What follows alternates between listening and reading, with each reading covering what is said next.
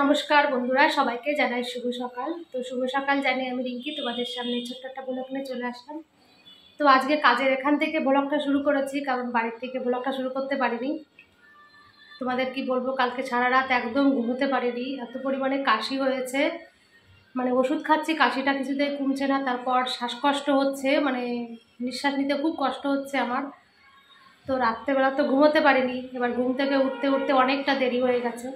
তো বাড়ির কোনো কাজও করতে পারিনি, মানে কোনো রকম একটু ঘরটা ঝাড় দিয়ে বেরিয়ে গেছি।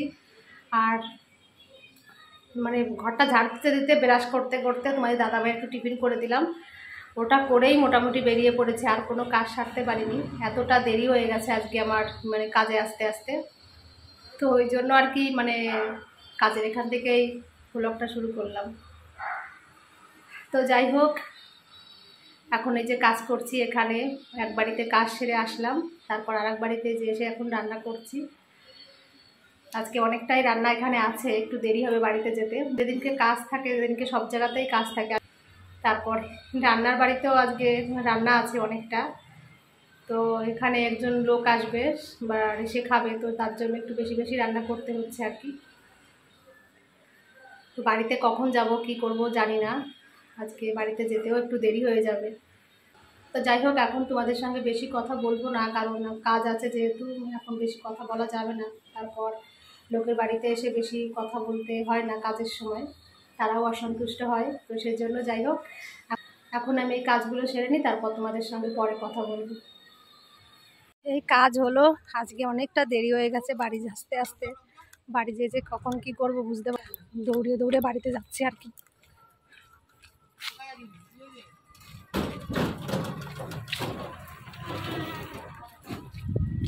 তাই বাড়িতে আসলাম। তো আজকে ডিউটির ওখানে মানে টিফিন করেছিলাম কিন্তু খাইনি। আর ছেলেটা ফোন করেছে, বলছে মা আমি এখন কি খাবো, আমার খিদে পেয়েছে। অবশ্য সকালে আজকে কিছু ওর জন্য করে রেখে যেতে পারিনি, একটু কমপ্লেন খেয়েছে। তো আমি সেই মানে কাজের ওখানে টিফিন করেছি, রুটি তরকারি করেছি। তো আমার আর গলা দিয়ে নামলো না রুটি তরকারি। কি করব, শেষে এই যে বাড়িতে নিয়ে আসছি রুটি তরকারি। এখন আমার ছেলে বসে খাবে রুটি তরকারি। না, এটা খোলো, খুলে তারপরে খাওয়া বসে বসে। মানে ছেলে মেয়ের জন্য সত্যি যে কিছু একটু খেতেও ইচ্ছা করে না, হাজার কষ্ট হলেও মানে ওদের জন্য আর খাওয়ার ইচ্ছাটাই করে না যে আমি খাবো, ওরা না খেয়ে থাকবে। তো আমার যাই হোক হোক, ওরা ওরা তো আগে খাক একটু, ওরা খেলে আমি অনেকটা শান্তি পাই। খাও শোনো। তো আমি এখন কি খাবো, আমি এখন একটু খই আছে বাতাসা আছে, ওটা খেয়ে নেব। আর ছেলেটা এখন রুটি খাচ্ছে, খাক, তারপর রান্না করি, ভাত খাবো দুপুরবেলায় আর কি। এখন এই যে বাড়িতে এসে একটু বসে পড়লাম, এবার ঘরে কাজ আছে অনেক, সেগুলো করতে হবে আমাকে, রান্না করতে হবে। আর এদিকে তোমাদের দাদাভাইকে একটু দেখাই, তোমাদের দাদাভাই কেমন আছে। আমার ছেলে নিজে না খেয়ে আগে রুটিটা ছিঁড়ে আমাকে খাইয়ে দিল। তুমি খাও, তুমি খাও, তুমি খাও, তুমি খাও, তুমি আগে খাও।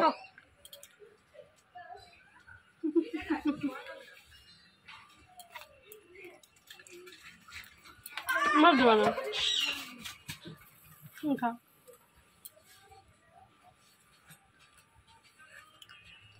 তো এইটুকুই আমার জীবনে অনেক শান্তি, আর আমার কোনো শান্তির দরকার নেই। লঙ্কা কই আছে ওখানে, দেখো।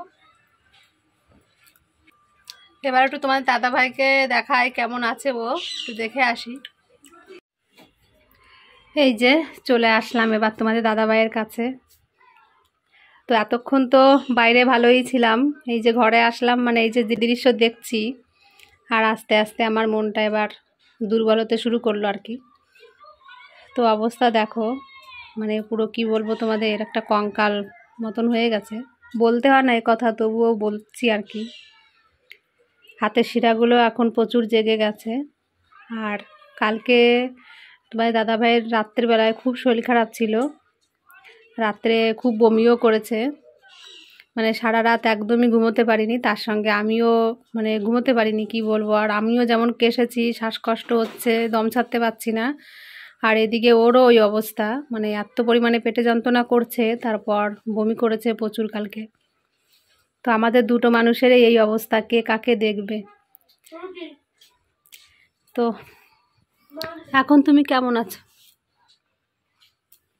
হ্যাঁ, দুর্বল লাগছে প্রচুর না? ওআরএস তো আজকে আর নেই, শেষ হয়ে গেছে, তাহলে কি করবা বলো? আজকে ওআরএস খেতে হবে না, আজকে নুন চিনির জল করে দেবো। হ্যাঁ, নুন চিনির জল তাহলে 1 বোতল করে দিচ্ছ, ওইগুলো খাও। আজকে আর ওআরএস নেই, ওটা আর আজকে খাওয়ার দরকার নেই। তাহলে কালকে নিয়ে আসবো, কালকে খেও।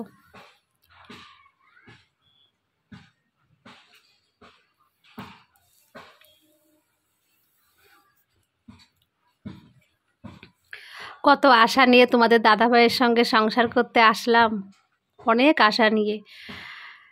আজকে এই সংসারটার হাল এই অবস্থা, তাহলে কতটা কপাল মন্দ আমার। আমার কপাল মন্দ না হলে কি এই দৃশ্য দেখতে হয়? কপাল মন্দ বলে এই দৃশ্য আজ দেখতে হচ্ছে সামনের পরে আমাকে।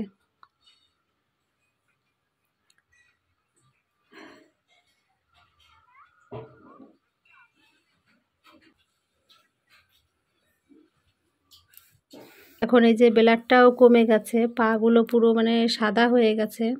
আবার এই কল্যাণী মনে হচ্ছে 19 তারিখে গেলেই আবার ভর্তি নিয়ে নেবে যতদূর সম্ভব, কারণ এই অবস্থায় ভর্তি না নিয়ে পারবেই না, যা অবস্থা হয়েছে।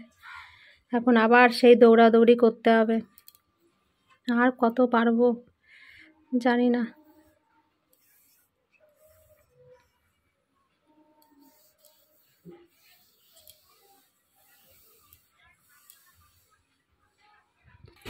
কি সোনা, তুমি ভালো খেলে বাবা? রুটি তরকারি ভালো খেয়েছো? আচ্ছা, এখন একটু জল খাও, জল খেয়ে স্নান করো। হ্যাঁ, তারপর ওই পড়তে বসে যাবা, কিন্তু আমি রান্না করব, পড়ে উঠে তারপর খাবে আবারও। হ্যাঁ, ঠিক আছে, খেয়ে নাও। আর এদিকে যে এখনও এত বেলায় মশারি টানানো আছে, বিছনা কাঁথা পরিষ্কার করতে হবে, রান্নাঘরে কাজ আছে, রান্না করতে হবে।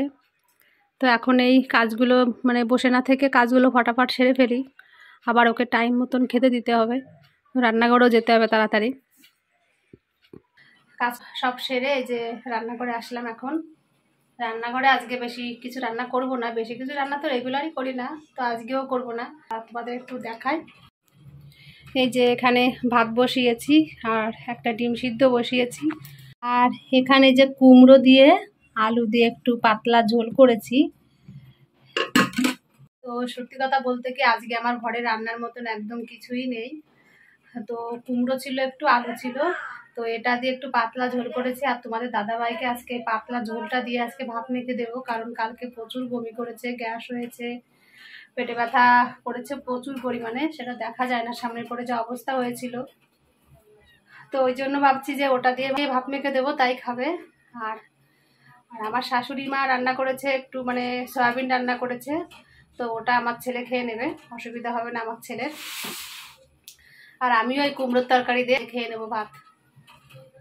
আমি খেলে তোমাদের দাদাভাইয়ের বেশি একটা অসুবিধা হবে না, কারণ এসব খেতে তো তোমাদের দাদাভাই চায় না, কিন্তু এখন বাধ্যতা হয়ে খেতে হয়।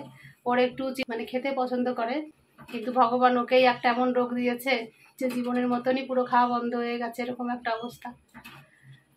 আমার যেমন যাই হোক একটা কিছু হলেই চলে যায়, আমার অসুবিধা হয় না, কিন্তু ওর আবার একটু অন্যরকম। ওর একটু খাবার দিকে মনটা বেশি থাকে, কিন্তু এখন একদম পারে না, ওই জন্য খুব কষ্ট হয়। এখন এটা রান্না করেছি, এটা দিতেও কষ্ট লাগছে আমার, কিন্তু তবুও দিতে হবে, কিছু করার নেই। আর ঘরে কোনো সবজিও নেই, ওই যা ছিল একটু কুমড়ো দিয়ে ঝোল করে দিলাম, কিছু নেই আপাতত।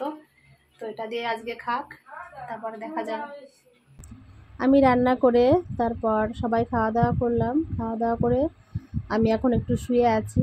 আজকে আমি ঘরের ভিতর শুয়েছি, তোমাদের দাদাভাই আজকে বারান্দায় শুয়েছে, ছেলে আর তোমাদের দাদাভাই বারান্দায় আছে। তো আজকে যা রান্না করেছি তোমাদের কি বলবো, মানে কোনোদিন আমি এরকম তরকারি রান্না করিনি। আর কি করব, একটা ঘরে সবজি নেই, শুধু একটু কুমড়োই ছিল আর একটু আলু ছিল, ওই দিয়েই একটু পাতলা ঝোল করেছি। আর ভাত পুরো করেছি একদম গলা ভাত। তো আর একটা ডিম সিদ্ধ করে দিলাম তোমাদের দাদাভাইকে, ওইভাবেই খেলো। আর কি করবে, এখন মুখ বন্ধ করে খেয়েছে। খেতে চায় না, ওরকম খাবার এমনিও খেতে ইচ্ছা করে না।